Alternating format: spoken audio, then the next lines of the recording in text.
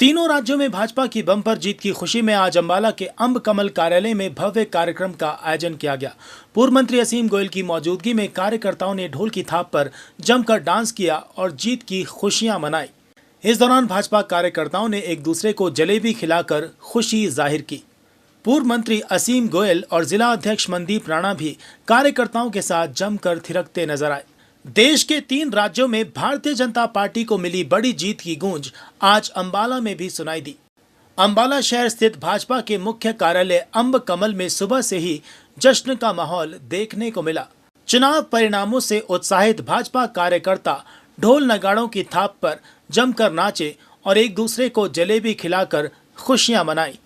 इस विजय उत्सव में विशेष रूप से पहुंचे पूर्व मंत्री असीम गोयल ने कार्यकर्ताओं के साथ जीत का जश्न मनाया।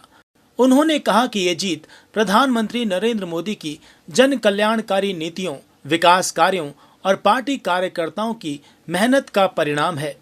असीम गोयल ने कहा कि देश की जनता ने एक बार फिर भाजपा की नीतियों पर भरोसा जताया है। उन्होंने विपक्ष पर निशाना साधते हुए कहा कि जनता अब केवल विकास की राजनीति चाहती है। वहीं जिला अध्यक्ष मनदीप राणा ने भी कार्यकर्ताओं को जीत की बधाई दी। भाजपा नेताओं ने दावा किया कि जीत आने वाले समय में हरियाणा में भी पार्टी की बड़ी सफलता का संकेत है। आज हर कार्यकर्ता का मन प्रफुल्लित है। बंगाल आज 79 वर्षों की तपस्या के बाद कमल का फूल खिला है। भारतीय जनता पार्टी को बने 46 साल हो गए, उससे पहले जनसंघ।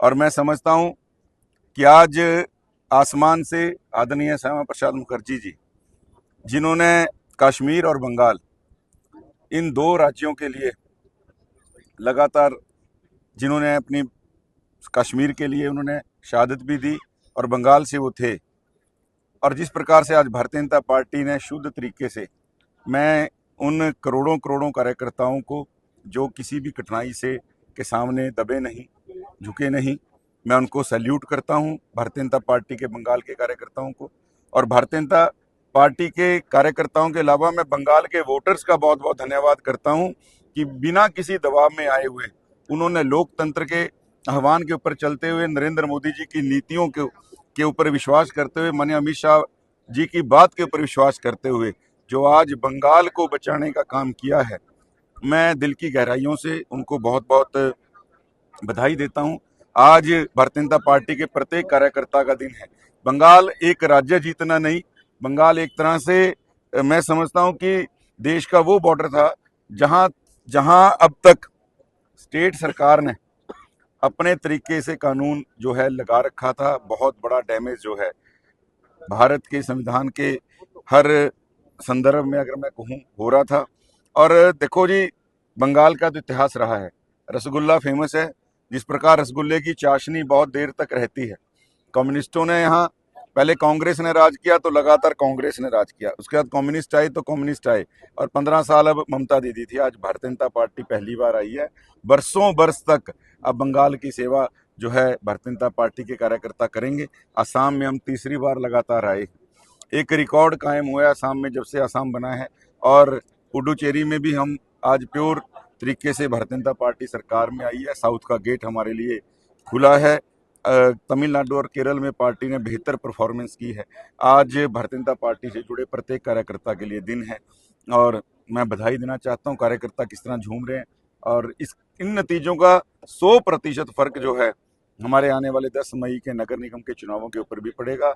और आज हम दावे से कह सकते हैं कि 21 के 21 कमल आदरणीय नायब सिंह सैनी जी के नेतृत्व में अंबाला नगर निगम में खिलने। बिल्कुल जी, बिल्कुल 13 तारीख को ऐसा ही जश्न, रंग गुलाल ऐसे ही देखने को मिलेंगे।